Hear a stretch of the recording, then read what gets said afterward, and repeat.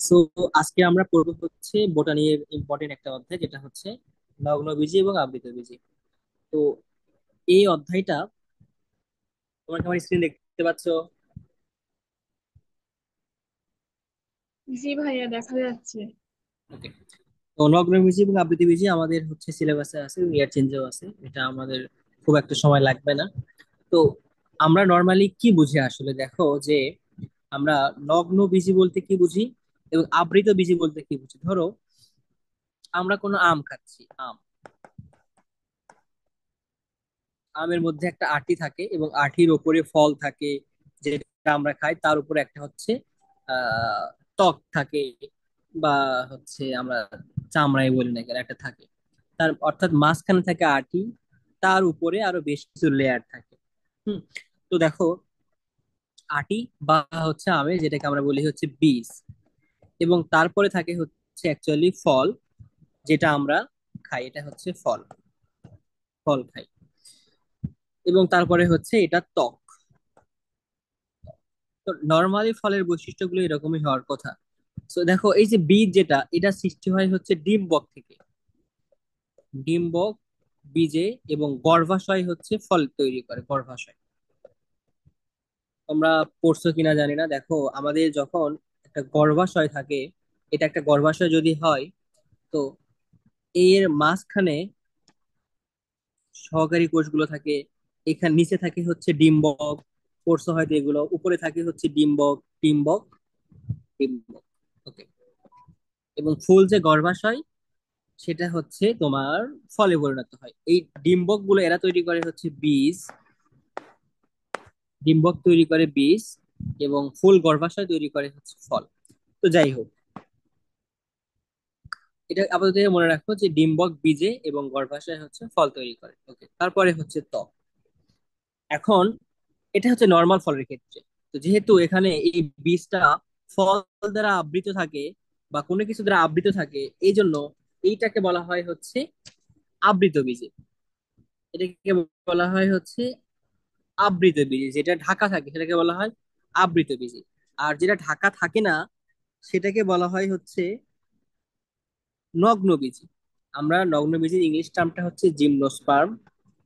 আর যদি সেটা নগ্ন বীজি না হয়, সেটাকে বলি হচ্ছে অ্যাঞ্জিওস্পার্ম। সেটা হচ্ছে আবৃত বীজ। তো দেখো, আবৃত বীজের ক্ষেত্রে ডিম্বকটা গর্ভাশয় দ্বারা, সরি, ডিম্বকটা হচ্ছে একটা ফল, ত্বক দ্বারা আবৃত থাকে। কিন্তু নগ্ন বীজের ক্ষেত্রে কি হয়, এই চিত্রটা একটু খেয়াল করো। এটা হচ্ছে একটা নগ্ন বীজের চিত্র দেখাচ্ছে। তো এইটার যে বীজটা আছে, এটা কোনো লেয়ার দ্বারা, কোনো ফল দ্বারা, কোনো ত্বক দ্বারা, কিচ্ছু দ্বারাই ঢাকা নাই। শুধুমাত্র ডিম্বকটা সরাসরি ফলে পরিণত হয়েছে, সরি, ডিম্বকটা সরাসরি বীজে পরিণত হয়েছে, কিন্তু এর কোনো গর্ভাশয় এসে এখানে আর ফল তৈরি করেনি। এই জন্য, যেহেতু এর যে বীজটা, এটা ঢাকা থাকে না বা কোনো কিছু দ্বারা আবৃত থাকে না, যার কারণে এটাকে বলা হয় হচ্ছে নগ্নবীজি। আশা করি এটা বুঝতে পারছো যে আমরা নগ্নবীজ বলছি কারণ এর বীজটা কোনো কিছু দ্বারা ঢাকা থাকে না, আর আমরা আবৃত বীজ বলছি কারণ এর বীজটা একটা গর্ভাশয় বা ফল দ্বারা ঢাকা থাকে। ওকে। এখন এর যে বৈশিষ্ট্যগুলো আছে, আমরা জাস্ট চিত্রটা দেখলেই ভালো করে বুঝতে পারবো। মুখস্থ আমাদের কিছু করতে হবে না এখান থেকে। দেখো, আমরা যদি একটু নারকেল গাছের কথা চিন্তা করি, তো একদম মন থেকে আমরা এগুলো চিন্তা করব। যে ধরো, তুমি, কালার চেঞ্জ হয়ে গেল, নারকেল গাছ দেখছো। এখন বলো তো, নারকেল গাছগুলো কি বহু বর্ষজীবী না? মানে অনেক দিন বাঁচে থাকে। তারপরে নারকেল গাছগুলো হচ্ছে, ধরো আমি লিখছি এখানে, বহু বর্ষ জীবী। তারপরে নারকেল গাছগুলো সব সময় সবুজ কালারই থাকে। গাছে যতদিন থাকে, এই নারকেল গাছগুলো সবগুলো হচ্ছে সবুজ কালারই থাকে। তার মানে এটাকে আমরা চির সবুজও বলতে পারি। এই দুইটা বৈশিষ্ট্য নারকেল গাছেরই হয়।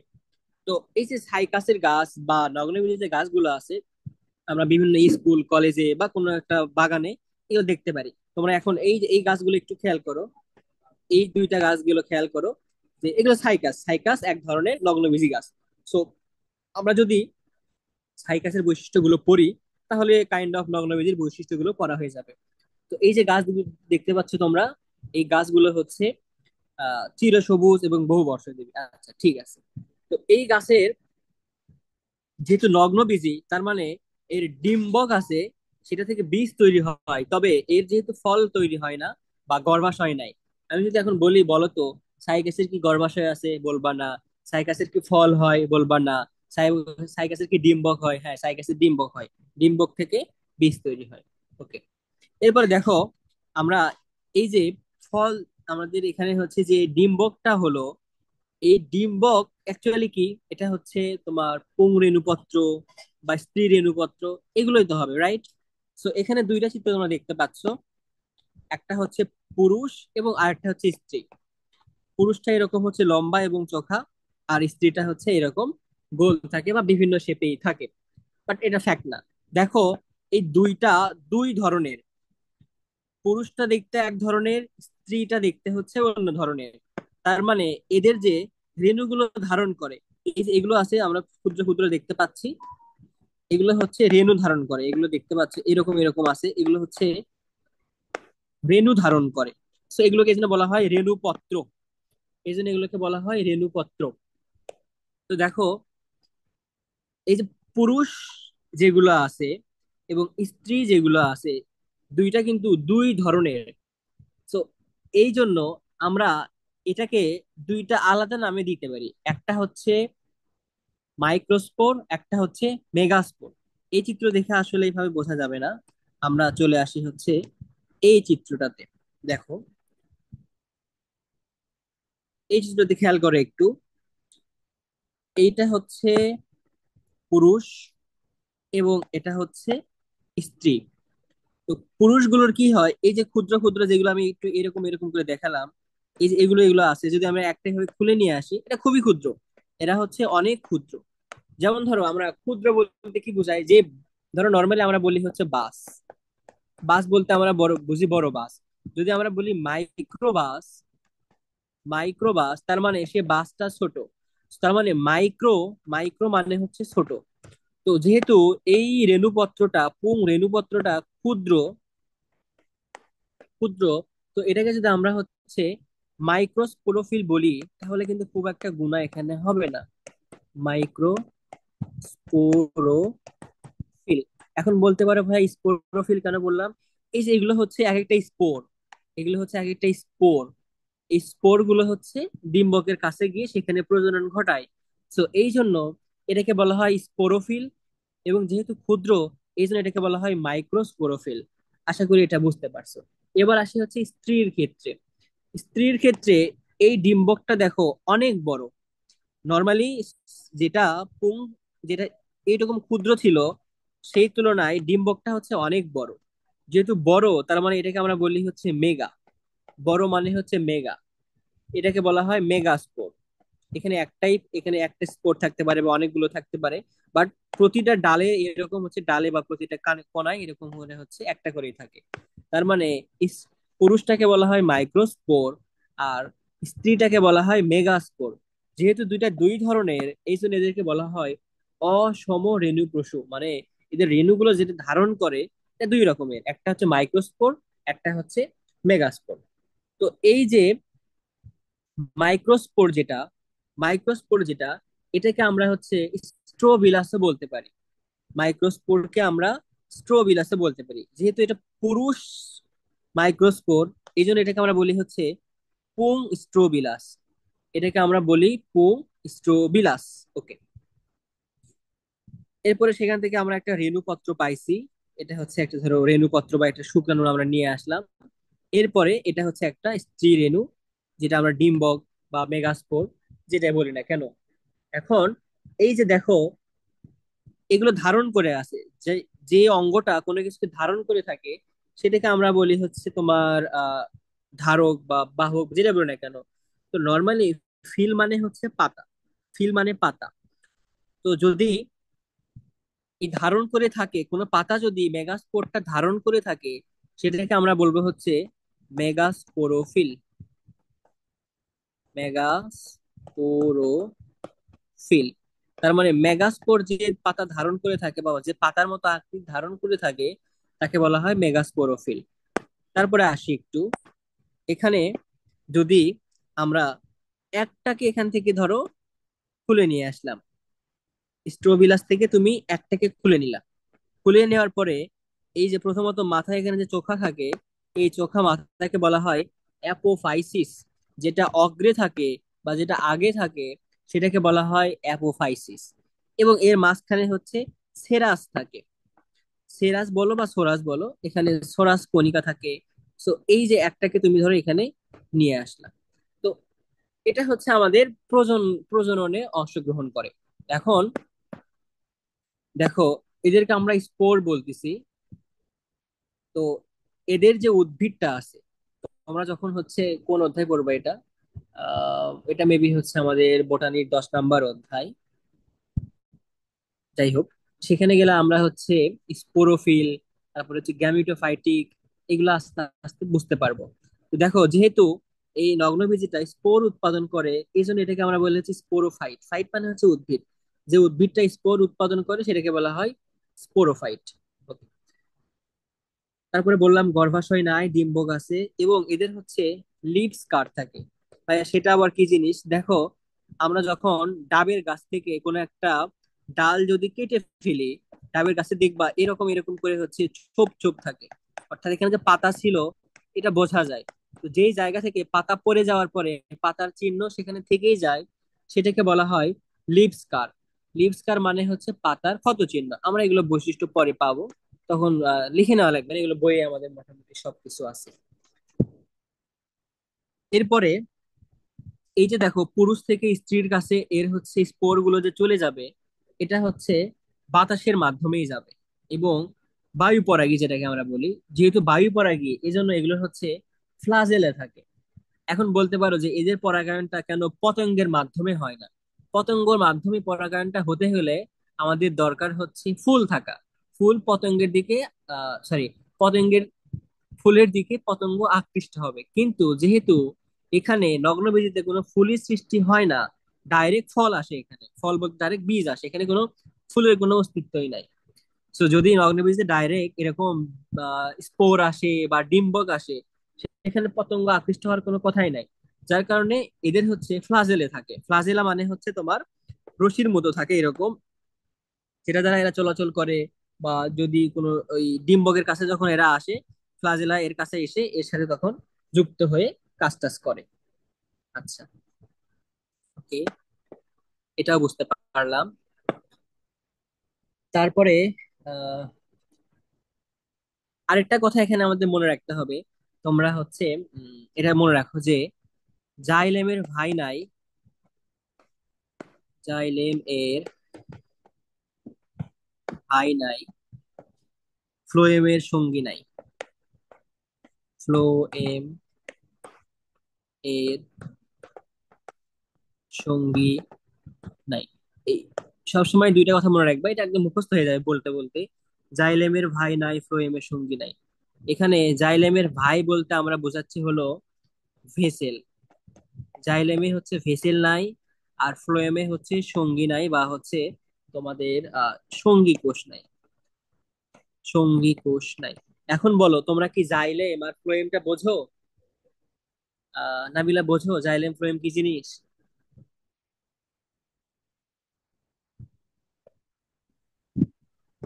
নাবিলা আপু, জি তুমি কি? কিছু জি। ভুলে গেছি একবার আচ্ছা, জানতাম, ভুলে গেছি, আপনি একবার রিভিশন দিয়ে দেন। ঠিক আছে। স্নেহা আপু, আপনি কি জানেন?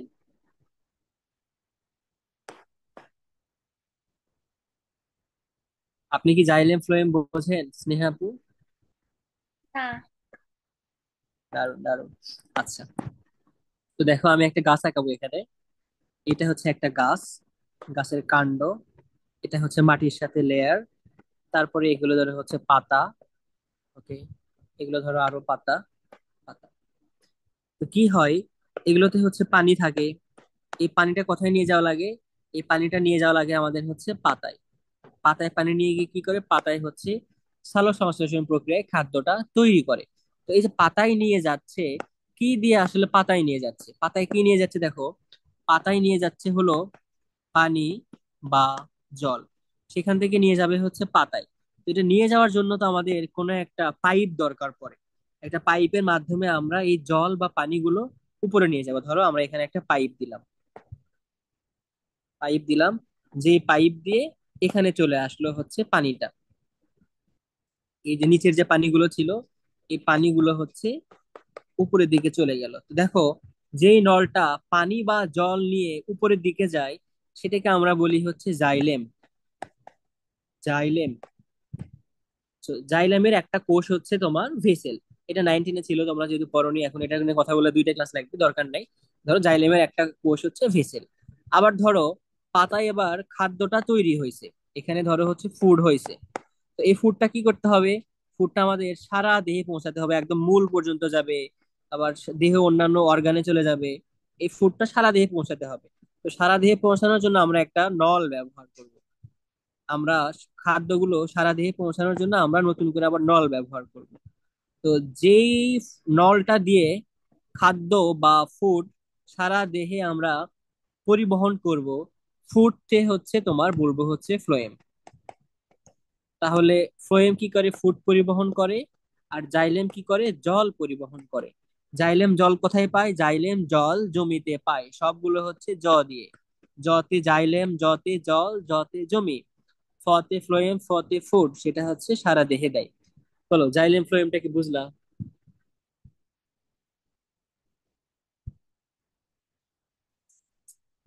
আশা করি বুঝছো।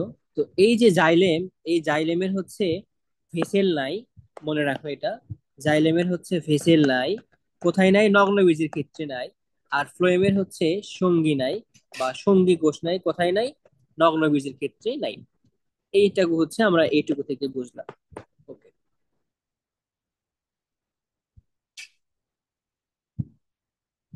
এরপরে অসম আকৃতির জনুক্রম। ভাইয়া, সেটা আবার কি? জনুক্রম বলতে বোঝায় যে ধরো, আহ নর্মালি আমাদের যখন জাইগোটটা থাকে, জাইগোট মানুষের ক্ষেত্রে জাইগোট হচ্ছে 2n। তারপরে বেবি হয়, সেটাও 2n। তারপরে সবগুলো 2n থাকে। বাট যখন শুক্রাণু আর ডিম্বাণু থাকে, এরা এন অবস্থায় থাকে। তো এই যে এন নাকি 2n এই অবস্থায় থাকে, এটার উপর ভিত্তি করে এটাকে বলা হয় জনুক্রম।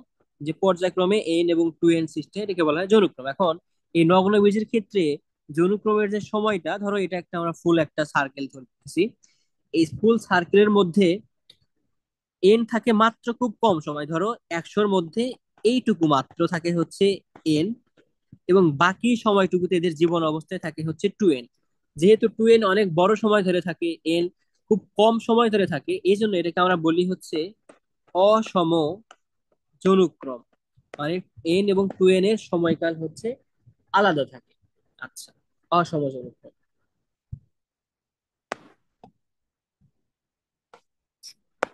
তারপরে আরেকটা ওয়ার্ড আমরা শিখি, সেটা হচ্ছে আর্কিগোনিয়া। আর্কিগোনিয়া। তো দেখো, এই আর্কিগোনিয়া এটা একটা হচ্ছে আদি বৈশিষ্ট্য। এটা কাদের থাকে? এটা হচ্ছে নগ্ন বীজীদের ক্ষেত্রে থাকে। আদি যে উদ্ভিদ গুলো আছে, সেগুলোকে বলা হয় হচ্ছে আর্কিগোনিয়া। এখন যদি এটার মিনিং গুলো আমরা একটু ভেঙে ভেঙে পড়তে চাই, আর কি মানে হচ্ছে প্রাচীন বা আদি। আর গনিয়া মানে হচ্ছে, দেখো গোনাড আমরা পড়ছি, গোনাডোট্রপিন হরমোন, সেখান থেকে আমরা বুঝি এটা হচ্ছে জননাঙ্গ, এটা হচ্ছে জননাঙ্গ। তো প্রাচীন যে উদ্ভিদ গুলো আছে বা যেগুলো আদি উদ্ভিদ, তাদের হচ্ছে আর্কিগোনিয়া থাকে। আর যারা হচ্ছে উন্নত উদ্ভিদ অর্থাৎ আবৃত বীজী যারা আছে, এদের হচ্ছে থাকে ফুল। তার মানে আদি উদ্ভিদ গুলোর ফুলের জায়গায় থাকে হচ্ছে আর্কিগোনিয়া, আর উন্নত উদ্ভিদ তাদের থাকে হচ্ছে ফুল। ওকে। তারপরে উন্নত যে উদ্ভিদগুলো আছে, তাদের ক্ষেত্রে ঘটে হচ্ছে দ্বিনিষেক। দ্বিনিষেক কি জিনিস? এটাও আমরা আসলে 9-10-এ পড়ছি, তারপরে আমি একটু দেখে দেই যে এটা একটা হচ্ছে উদ্ভিদের ডিম্বাণু।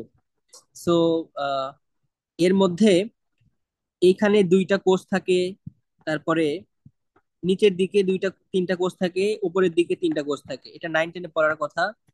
সো নতুন যে পরাগ রেণুগুলো আসে, পরাগ রেণু এসে এইখানে একটা হচ্ছে সেল ডিভিশন, প্রজনন ঘটায়, এবং এই জায়গাতে একটা ঘটায়।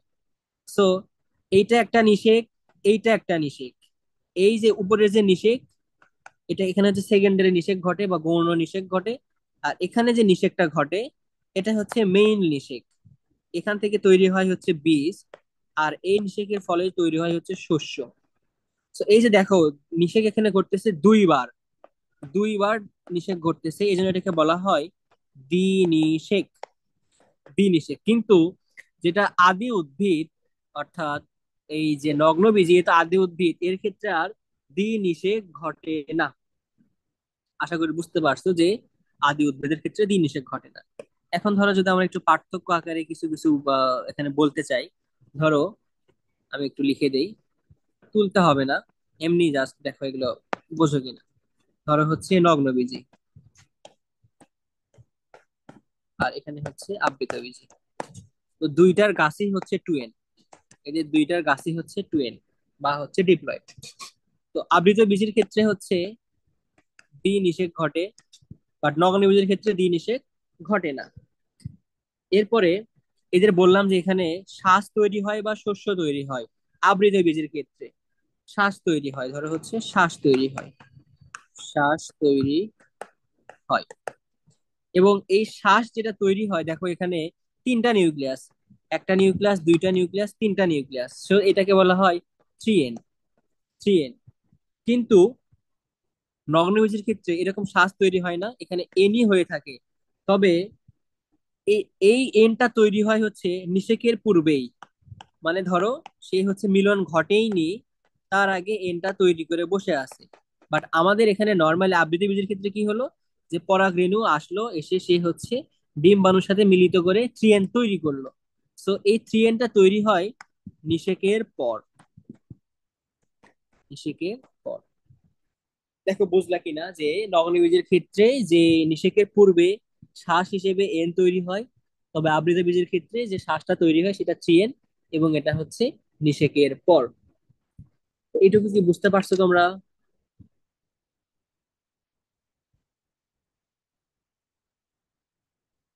কোনো প্রশ্ন জি আছে? ভাইয়া, বুঝছি। ওকে, চলো আমরা একটু হচ্ছে বই থেকে পড়ি, দেখি এগুলো আদৌ বইয়ে আছে কিনা। এখন আমাদের বই পড়া অনেক সহজ হয়ে যাবে। দেখো, আমরা হচ্ছে একটু বই থেকে রিডিং করবো এখন। নগ্নবীজের বৈশিষ্ট্যগুলো, সবগুলো বৈশিষ্ট্য এখন পারবা। দেখো, আমরা প্রথমত বলছি যেহেতু এটা বহু বর্ষজীবী, নারকেল গাছের মতো দেখতে। সো এরা হচ্ছে বহু বর্ষজীবী, চিরসবুজ, স্পোরোফাইট, কারণ কি এরা স্পোর ধারণ করে। অসম রেণু প্রসূ এদের, রেণুগুলো অসম আকৃতি। কিরকম করে? একটা হচ্ছে মাইক্রোস্পোর, একটা হচ্ছে মেগাস্পোর। দেখো, এটা আমরা বুঝে বুঝে পড়ছি। এরপরে এরা হচ্ছে স্ট্রোবিলাস গঠন করে, আমরা পড়লাম যে পুম স্ট্রোবিলাস, এরা হচ্ছে স্ট্রোবিলাস গঠন করে। এরপরে এদের কোনো গর্ভাশয় তৈরি হয় না, এবং গর্ভাশয় যদি তৈরি না হয় সেখান থেকে ফলও তৈরি হয় না। এবং গর্ভাশয় তৈরি না হলে এদের কোনো গর্ভদণ্ড, গর্ভমুণ্ড এগুলোও থাকে না। এরপরে একটু আগে বললাম এদের কোনো পরাগায়নের জন্য কোনো মাধ্যম লাগে না, অর্থাৎ কোনো পতঙ্গ আসে না, এরা বায়ু পরাগী। সরাসরি পরাগ রেণুগুলো কি করে, ডিম্বকের গায়ে গিয়ে পড়ে বা ডিম্বক গ্রন্থে গিয়ে এরা হচ্ছে পতিত হয়। এরপরে ডিম্বক গুলো মেগাস্পোরোফিলের কিনারে নগ্ন অবস্থায় থাকে। এই যে এখানে তোমরা দেখছো এটা, যে ডিম্বক গুলো স্পোরোফিলের কিনারায় একদম নগ্ন অবস্থায় আছে, মানে কোনো ঢাক ঢাকা নাই, এরা উন্মুক্ত অবস্থায় আছে। ওকে, তারপর হয়ে গেল। আচ্ছা, এদের কোনো গর্ভাশয় নাই, ফল সৃষ্টি হয় না। ফল সৃষ্টি হয় না বলে বীজ নিষিক্ত ডিম্বক নগ্ন অবস্থায় থাকে। নগ্নবীজদের ক্ষেত্রে দ্বিনিষেক ঘটে না। তবে এফিড্রা নামে একটা উদ্ভিদ আছে যার হচ্ছে দ্বিনিষেক ঘটে।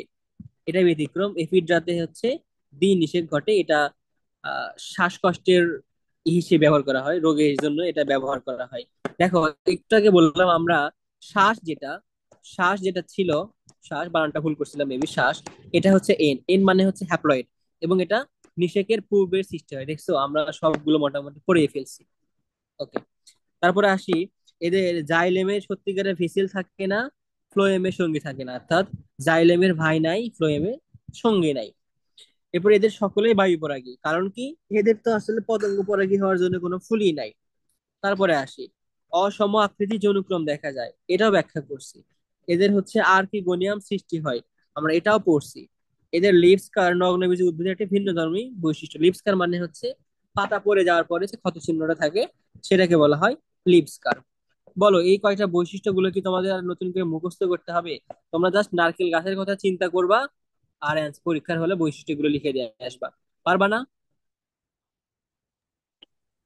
সব বুঝছি, কিন্তু ভাইয়া একটা প্রশ্ন আছে। বলো। ওই যে এখানে 1 নম্বরে যেটা আছে না, যে স্পোরোফাইট অসম রেণুক্রুশ, এইটা মানে জানি কি, মানে এইটা আর মাইক্রোস্পোর আর মেগাস্পোর কি একই জিনিস? আচ্ছা, তো এখানে আসি আবার, তাহলে বুঝবা যে অসম রেণু পশু, রেণু মানে হচ্ছে তোমার এই যে স্পোর যেগুলো আছে সেগুলোকে আমরা হচ্ছে রেণু বলতেছি। তো এই যে রেণুগুলো আছে অসম রেণু পশু, মানে রেণু যারা ধারণ করে তারা হচ্ছে অসম আকৃতি। এই যে দেখো, এটা রেণুগুলো যেরকম ছোট ছোট, এবং এগুলো খুব ছোট ছোট না, এগুলো রেণুগুলো খুব ছোট ছোট। আবার ডিম্বকটা কিন্তু এটা একটা রেণু, এটা হচ্ছে স্ত্রী রেণু। আর এখানে পুং রেণুপত্র যেটা, এটা হচ্ছে ছোট। এই যে এখান থেকে যেটা আমরা বের করে নিয়ে আসছি, খুবই ছোট। আর ডিম্বকটা অনেক বড়, এই জন্য যেহেতু অসম আকৃতির, দুইটা সমান আকৃতির নয়, অসম আকৃতির, এই জন্য এই দুটাকে বলা হয় অসম রেণু পশু। এরপরে যেটা আমাদের এই যে ডিম্বকটা যেহেতু অনেক বড়, আর এখানে এটাকে বড় করে দেখাচ্ছে, বাট আলটিমেটলি এখানে খুবই ছোট একটাকে নিয়ে এসে জুম করে বড় করা হয়েছে। তো এটা যেহেতু খুবই ছোট, এই জন্য এটাকে বলা হয় মাইক্রো। আর ডিম্বকটা যেহেতু অনেক বড়, এই জন্য এটাকে বলা হয় মেগা। এখন স্পোর, এদের স্পোরটা ছোট এই জন্য বলা হয় মাইক্রোস্পোর, এদের স্পোরটা বড় এই জন্য একে বলা হয় মেগাস্পোর। আর ফিল মানে হচ্ছে যে ধারণ করে বা যে পাতা বা পাতার ন্যায় যে অঙ্গটা, তার মানে যেটা ক্ষুদ্র স্পোর ধারণ করে সেটাকে বলা হয় মাইক্রোস্পোরোফিল। আর যেটা বড় স্পোর ধারণ করে সেটাকে বলা হয় মেগাস্পোরোফিল। এবং দুইটা যেহেতু ছোট এবং বড়, এই জন্য এটাকে বলা হয় অসম রেণু পশু। এবার বলো বুঝলা কিনা? জি ভাইয়া, বুঝছি। আচ্ছা, এবার আমরা এই যে একটু আগে বললাম যে সাইকাস দেখতে কিছুটা হচ্ছে, সাইকাস হচ্ছে এক ধরনের তোমার নগ্নবীজী উদ্ভিদ। তো এটা নগ্নবীজী, বাট নগ্নবীজী থেকে একটু আপডেট হয়েছে। তো আমরা একটু হচ্ছে সাইকাস নিয়ে কথা বলি। সাইকাস, সাইকাস একটা নগ্নবীজী উদ্ভিদ। এই পর্যন্ত তোমরা জানো যে সাইকাস, সাইকাস দেখতে কি রকম? এটা একই রকম নারকেল গাছের মতোই দেখতে হয়। এটা হচ্ছে এদের মূল, কি মূল, তারপরে পাতা থাকে,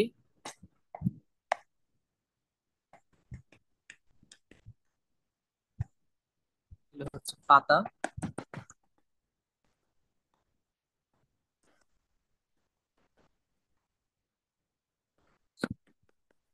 এগুলো ধরে হচ্ছে পাতা, ওকে ওকে ওকে ওকে। এগুলো ধরে হচ্ছে পাতা, একটা পাতা যদি আমরা একটু ভালো করে আঁকাতে চাই, এরকম একটা পাতা গুলো থাকে।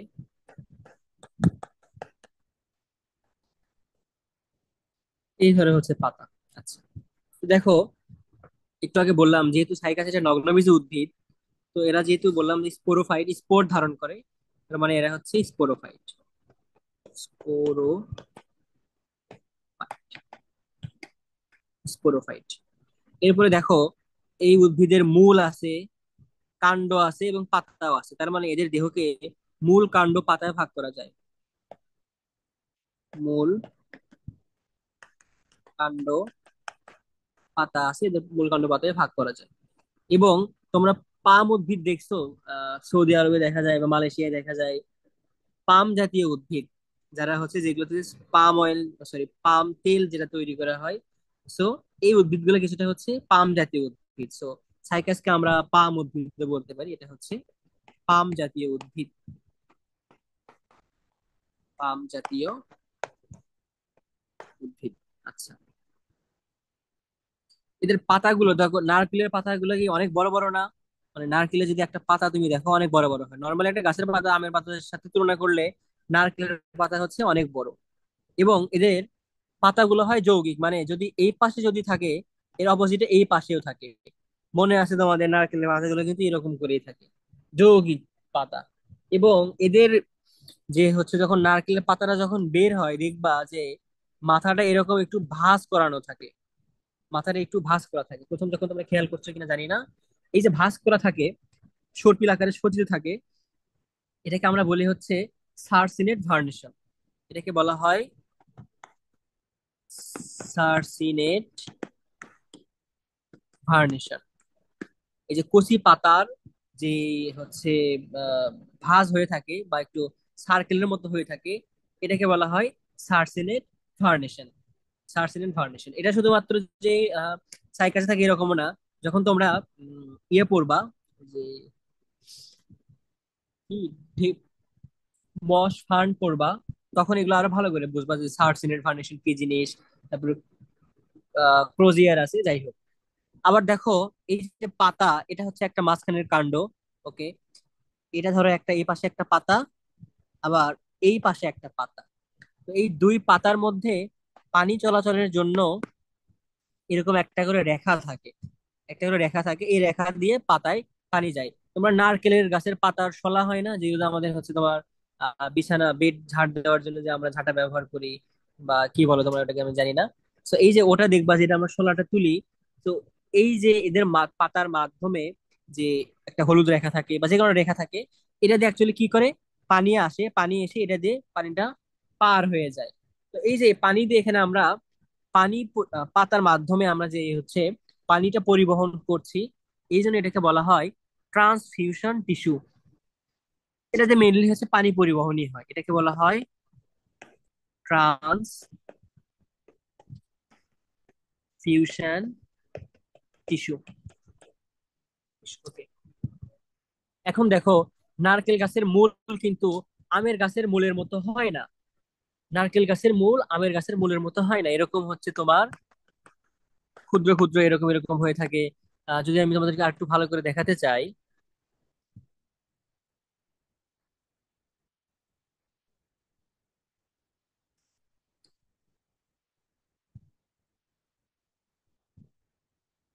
যে ধরো হচ্ছে যে একটু জুম করে দেখলে নারকেল গাছের মূলগুলো এরকম দেখা যাবে। নারকেল গাছের মূলগুলো আমরা হচ্ছে এরকম দেখতে পাবো। এটা যেহেতু সাইকাসের গাছের মূলও এরকম দেখতে হবে। এটা দেখতে কিছুটা হচ্ছে কোরাল বা পাথরের মতো দেখা যায় দূর থেকে। কোরাল বা পাথর মনে হয়, এই জন্য এটাকে বলা হয় কোরালয়েড মূল। এটাকে ভাইয়া বলা হয় হচ্ছে কোরালয়েড মূল। এটা এই কোরালয়েড মূল্যে আমরা পরে আরো বিস্তারিত আলোচনা করব, সমস্যা নাই। আমরা ট্রান্সফিউশন টিস্যু পড়ছি। এরপরে সাইকাসকে পাম ফার্নো বলা হয়। সাইকাসকে হচ্ছে তোমার পাম ফার্নো বলা হয় একই সাথে। আহ যেহেতু বললাম পাম জাতীয় গাছের মতো, আবার হচ্ছে ফার্নের মতো হয়। দেখো কিভাবে, দেখতে তো পুরোটাই পাম গাছের মতো, দেখতে হচ্ছে পাম গাছের মতো। আবার ফার্ন, ফার্নের উদ্ভিদটা হচ্ছে যে এরকম, ওই যে সার্সিনেট ভার্নিশন থাকে। তোমরা ঢেকি শাকের পাতা দেখছো কিনা? ঢেকি শাক আশা করি দেখার কথা। তো ওদের মাথায় এরকম ভাঁজ থাকে, যখন একদমই ছোট গাছ বের হয় তখন এরকম ভাঁজ হয়ে বের হয়। তো এই যে দেখো, পাতাটা দেখতে হচ্ছে ফার্নের মতো বা ঢেকি শাকের মতো, আবার পাম গাছের মতো খাড়া হয়, এই জন্য সাইকাসকে বলা হয় পাম ফার্ন। সাইকাসকে বলা হয় পাম ফার্ন। আমরা মোটামুটি সাইকাসের বৈশিষ্ট্যগুলো পড়ে ফেলছি। এখন একটু বই থেকে দেখি যে সাইকাসের কি কি বৈশিষ্ট্য আমাদের বইয়ে দেয়া আছে। নগ্ন ভিজিটটা পড়া শেষ, সাইকাসেরটা একটু পড়ে দেখি। যে সাইকাস এরা হচ্ছে স্পোরোফাইট জাতীয় উদ্ভিদ। এদের দেহ, মূল, কাণ্ড, পাতায় বিভক্ত করা যায়। ওকে, ঠিক আছে। এরা খাড়া পাম জাতীয় উদ্ভিদ, করে ফেলছি। এদের পাতা বৃহৎ, অক্ষল যৌগিক, কাণ্ডের মাথার দিকে সর্পিল আকারে সজ্জিত থাকে, পড়ছি। কচি পাতার সার্সিনেট ভার্নিশন থাকে কুণ্ডলিত। এদের পাতায় ট্রান্সমিশন টিস্যু বিদ্যমান, এটাও পড়ছি। এদের মূলটা হচ্ছে করালয়েড মূল, এটাও পড়ছি। যেহেতু এরা হচ্ছে নগ্নবীজ উদ্ভিদ, সো এদের কোনো গর্ভাশয় থাকে না, ফল সৃষ্টি হয় না, এবং বীজ নগ্ন অবস্থায় থাকে। এরপরে এদের হচ্ছে পুংরেণুপত্র গুলো স্ট্রোবিলাস গঠন করে, বাট স্ত্রী গুলো স্ট্রোবিলাস গঠন করতে পারে না, মানে একটা কোন আকৃতি গঠন করতে পারে না। তারপর এরা হচ্ছে হেটারোস্পোরিক। হেটারোস্পোরিক বলতে হচ্ছে যে একটা মাইক্রোস্পোর, একটা হচ্ছে মেগাস্পোর, যেটা আমরা পড়লাম অসম রেণুপ্রসূ, একই কথা হচ্ছে হেটারোস্পোরিক। এদের পরাগায়নটা হচ্ছে বায়ু পরাগী বা বায়ুর মাধ্যমে হয়ে থাকে। এবং এই যে সাইকাসের যে তোমার হচ্ছে শুক্রাণুটা, এটা পৃথিবীতে হচ্ছে সব উদ্ভিদকুলে সব থেকে বড় শুক্রাণু, এবং দেখতে হচ্ছে লাটিমের মতো সচল ফ্লাজেলা যুক্ত। দেখো লাটিম তো তোমরা চেনোই, লাটিমের মতো কিভাবে হলো সেটা একটু দেখাই। এই যে দেখো, এটা কিন্তু একটা লাটিম শেপ, এটা হচ্ছে একটা লাটিম শেপ, এবং এদের হচ্ছে ফ্লাজেলা থাকে, এবং এটা হচ্ছে সব থেকে বড় উদ্ভিদকুলের শুক্রাণু। নর্মালি শুক্রাণু তো জুম করে দেখা লাগে আমাদের হচ্ছে অনুবীক্ষণ যন্ত্র দিয়ে, তো সেই জায়গায় সাইক অ্যাসিডটা হচ্ছে একদম আমরা উন্মুক্ত ভাবেই দেখতে পারি। বলো, সাইক অ্যাসিডের বৈশিষ্ট্যগুলো কি তোমরা বুঝতে পারছো? কোনো প্রশ্ন আছে? না ভাইয়া, বুঝছি সব। ওকে। এখন পরীক্ষায় আমাদের আসলে এগুলোই থাকে, যে সাইকাসের বৈশিষ্ট্য লিখো, তারপর সাইকাস এবং হচ্ছে নগ্নবীজির পার্থক্য লিখতে হতে পারে। এরপরে আসি হচ্ছে স্বভাব এবং ভৌগোলিক অবস্থান, এগুলো একটু রিডিং করে নিবা, এগুলো পারবা। আহ, তারপরে ট্রান্সমিশন টিস্যু, এটা নিয়ে এখন কথা না বলি। পক্ষল যৌগিক পড়ছি এটা। আচ্ছা,